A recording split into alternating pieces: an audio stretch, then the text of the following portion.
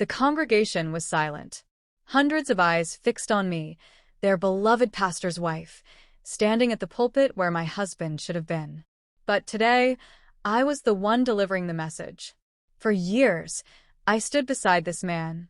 I said, my voice steady but sharp. I loved him. I honored him. I believed in him. I turned to Jonathan, sitting in the front row. His face was pale, his hands gripping the armrests of his chair. He knew what was coming. But what does a wife do when her husband, the pastor, betrays her? Does she cry? Does she pray? Or does she make sure he feels every ounce of the pain he inflicted? A murmur spread through the crowd. Shock. Suspense. Disbelief. I smiled, the kind of smile that hides fire behind it. Today, I am not the woman you thought I was. Today, I am the woman he created. And my revenge was only beginning. If you're ready for a story like no other, subscribe and turn on notifications. You don't want to miss what happens next. I was the perfect wife. The one who stood beside her husband as he preached about love, fidelity, and righteousness. I was the woman who smiled at every Sunday service, hosted prayer meetings in our home, and raised our two beautiful children with patience and grace. To the outside world, my life was something to admire, a pastor's wife, devoted and pure. But inside my home, inside my marriage, I was a woman living in a lie. Jonathan Reed wasn't just my husband. He was my pastor, my spiritual leader, my protector. Or at least that's what I used to believe. Until I found out the truth. I didn't see it at first. Jonathan had always been busy, late-night meetings, prayer calls, and home visits for church members in crisis. His duty to God and the church always came first, and I had accepted that. But then came the whispers. The lingering glances from certain women at the church. The way some of them lowered their eyes when I walked past, their hands clasped together, as if in silent apology. Then, there were the changes in Jonathan. His sermons became more passionate, as if he was trying to convince himself of his own righteousness. His phone never left his side, not even when he slept. His touch felt different, forced, distant, like a man carrying a secret too heavy to bear. Then, one day, a text message changed everything. It happened on a Wednesday evening. Jonathan had left his phone on the nightstand while he was in the shower. It buzzed, and without thinking, I glanced at the screen. A message from an unknown number. I miss you, Pastor. Last night was unforgettable. When can we meet again? My breath caught in my throat. My fingers trembled as I unlocked his phone. And there it was, a full thread of messages, exchanged over weeks, maybe months. Flirty messages. Intimate messages.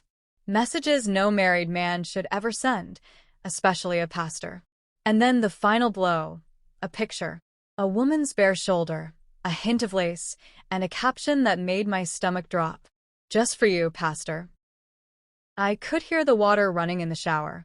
Jonathan was still inside, unaware that his perfect little world had just shattered. I stood there, frozen, my heart pounding so loudly I thought it might explode. This wasn't just infidelity. This was betrayal at the highest level. A man who stood in front of the church every Sunday, preaching about faithfulness and integrity, while secretly defiling everything he claimed to stand for. I had two choices in that moment. One, I could break down, cry, beg for the truth. Two, or I could plan my revenge. And standing there, with his phone in my shaking hands, I knew exactly which choice I was going to make. Jonathan Reed had no idea what was coming. Jonathan stepped out of the shower, a towel wrapped around his waist, humming a soft gospel tune, as if he were a righteous man. As if he hadn't just shattered our vows with some woman who called him pastor in the dark but moaned his name in secret. I stood by the bed, my fingers gripping his phone so tightly my knuckles turned white. The weight of my discovery sat heavy in my chest, but I didn't speak. Not yet. He smiled at me, unaware. That was his first mistake. Everything okay, sweetheart? His voice was warm, affectionate. A liar's voice. I forced a tight smile. Everything's fine. I had spent years being the perfect wife, gentle, patient, forgiving. But forgiveness was off the table now. I wasn't just going to catch him in his sin. I was going to make him drown in it. For days, I pretended like nothing was wrong. I still kissed him before bed. I still smiled in church, standing beside him like a loyal wife. I still played my role, the dutiful pastor's wife. But behind my smile, I was plotting his downfall. I needed to know who she was. I started watching his movements closely. Every time his phone buzzed, I memorized the number. I checked his schedule looking for patterns. And then I found her. Her name was Lisa Carter, a choir singer, young, beautiful, and stupid enough to think a married pastor would love her. The church was hosting a charity banquet that weekend, a night of elegance and grace, or at least, that's what the congregation believed. I had something else in mind. I walked into Jonathan's study one evening, wearing a soft silk dress, the kind I knew made his eyes linger. "Darling," I purred, running a hand over his shoulder. "You work so hard for the church. I thought we should have a little date night after the banquet." He looked up, suspicious but intrigued. "A date night?" "Yes," I whispered, pressing my lips close to his ear. "A night just for us. No distractions." He smiled, nodding. "That sounds perfect." Perfect indeed. Because I knew exactly where Lisa Carter would be that night. And Jonathan Reed was about to get the shock of his life. The night of the banquet arrived, shimmering with golden candlelight and the murmur of polite conversation.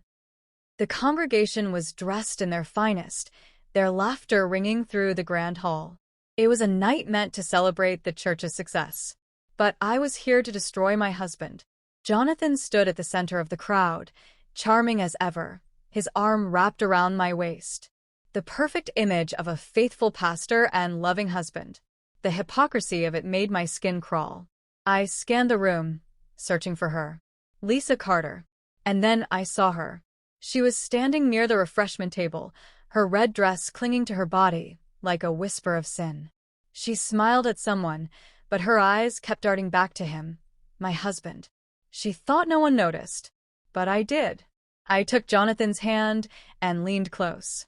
"I invited someone special tonight," I murmured. He looked at me curiously. "Who?" I smiled sweetly. "You'll see." Then, I stepped away and made my way toward Lisa. She stiffened when she saw me. "Good." "She should be afraid." "Lisa," I said warmly, acting as though we were old friends. "You look lovely tonight." Her lips parted slightly. "Thank you, Mrs. Reed." I leaned in, lowering my voice so only she could hear. "He likes red, doesn't he?" Lisa's eyes widened. Her face turned pale. "Got you." I placed a gentle hand on her arm. "Come," I said softly. "You should sit at our table." She hesitated. I don't think." I gripped her wrist, my nails digging slightly into her skin. "I insist." She swallowed hard, then nodded. The mouse had no choice but to walk into the lion's den. Jonathan was mid-sentence, laughing with the elders of the church, when Lisa and I approached the table. He looked up. His face froze. His grip tightened around his wine glass. His eyes darted between me and Lisa, panic creeping into them. I smiled, taking my seat beside him. "Lisa will be joining us." The tension was suffocating. Lisa wouldn't look at him. Jonathan wouldn't look at her. And I just enjoyed the show. Halfway through dinner, I leaned over to my husband and whispered, "Smile, Pastor. Your mistress is watching." His breath hitched. His knuckles turned white around his fork. But he didn't dare look at me. Coward. The church elders raised their glasses for a toast, and I saw my moment. I stood up, smiling. "I'd like to say a few words." Jonathan stiffened. Lisa's eyes filled with fear. "Tonight, we celebrate the strength of our church. But more than that, we celebrate trust, loyalty, and devotion." I let my gaze drift to Lisa, then to my husband. I picked up my wine glass. "To faithfulness." Lisa's hands shook. Jonathan's jaw clenched. I took a slow sip of wine, letting the moment settle. Then I leaned close to Lisa and whispered, just loud enough for Jonathan to hear. "How long has he been sleeping with you?" Lisa gasped, dropping her fork. A few heads turned. Jonathan reached for my arm, voice low. Victoria, don't do this here. I yanked my arm away, standing tall. You did this here. Lisa pushed back her chair, panic in her eyes. I need to go. I let out a cold laugh. Running away? That's funny. That's exactly what my husband does when I ask him about all the late-night church meetings. A murmur spread through the table. People were listening now. Jonathan's mask was cracking, and I was just getting started. The banquet hall had fallen into an eerie silence. People exchanged glances, whispering behind their hands. Jonathan was exposed. The perfect pastor, the devoted husband, the man so many looked up to, his lies unraveled in front of everyone. Lisa, the woman who had played with fire, was trembling in her seat. Her hands clutched her napkin, as if it could shield her from the weight of the truth. Jonathan turned to me, his voice sharp but low. Victoria, not here. I met his gaze head-on. Why not, Pastor? You had no problem sinning in secret. Why should I have a problem exposing you in public? His nostrils flared. His fingers drummed against the table. He was unraveling, losing control. Good. Lisa abruptly pushed back her chair. I have to go. I let out a laugh, shaking my head. Of course you do. That's all mistresses are good at, right? Running. She turned, practically sprinting for the exit. But I wasn't done. Not even close. I lifted my wine glass again. To Pastor Jonathan Reed, a man who preaches faithfulness but practices betrayal. Gasps echoed around the room. The church elders sat frozen, caught between disbelief and shame. This was the moment I had been waiting for. Jonathan stood up, so fast his chair nearly toppled over. He turned to the elders, his voice desperate. This is a misunderstanding. I scoffed. Oh, really? Should I pull out the texts? The receipts? The hotel bookings under the church fund? Jonathan's face turned a sickly shade of pale. Checkmate. The murmurs grew louder. Some of the elders exchanged uneasy glances. Others frowned in disappointment. I had given them just enough to doubt him. Victoria, Jonathan gritted out, voice full of warning. This is between us.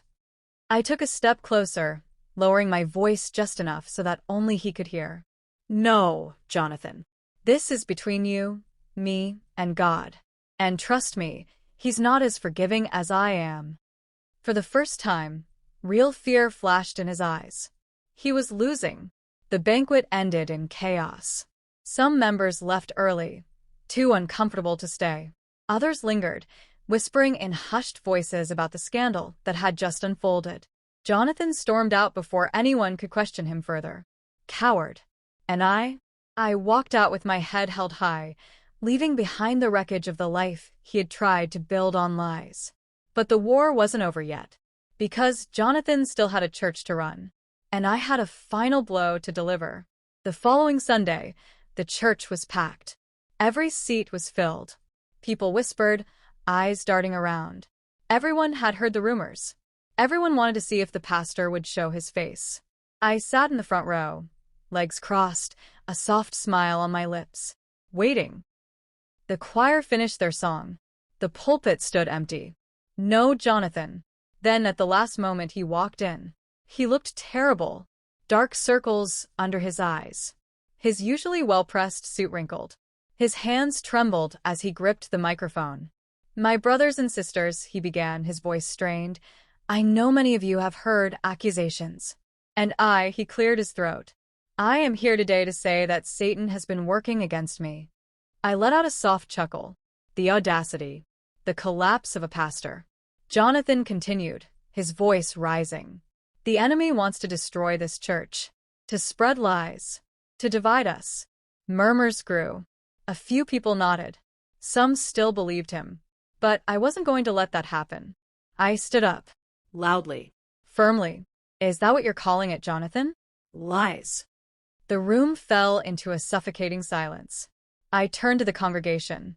Then tell me, church, if I were lying, why would the hotel clerk remember him?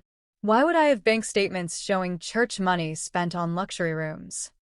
Gasps erupted. Jonathan's eyes widened in horror. I stepped toward the pulpit. He stepped back.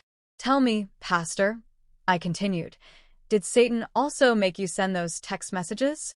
Did Satan book those hotel rooms? Or was that just your own filthy desires? Jonathan's breathing turned shallow. He looked around for help for escape, but there was none. The congregation wasn't on his side anymore. The elders stood, their expressions stone cold. One of them grabbed the microphone from his hand. Pastor Jonathan, the head elder said firmly, you have broken the trust of this church. Effective immediately, you are relieved of your position. Jonathan stumbled back. No, wait, you can't. The security team moved forward. Jonathan knew. It was over. He looked at me. His eyes burning with hatred. I only smiled, satisfied, because finally justice was served. Jonathan was removed from the church. His affair became public knowledge. Lisa? She disappeared. No one heard from her again. As for me, I moved on. Found peace. But sometimes I still sit in that front row. And every time I do, I smile. Because the man who thought he was untouchable fell. And I made sure he never got back up.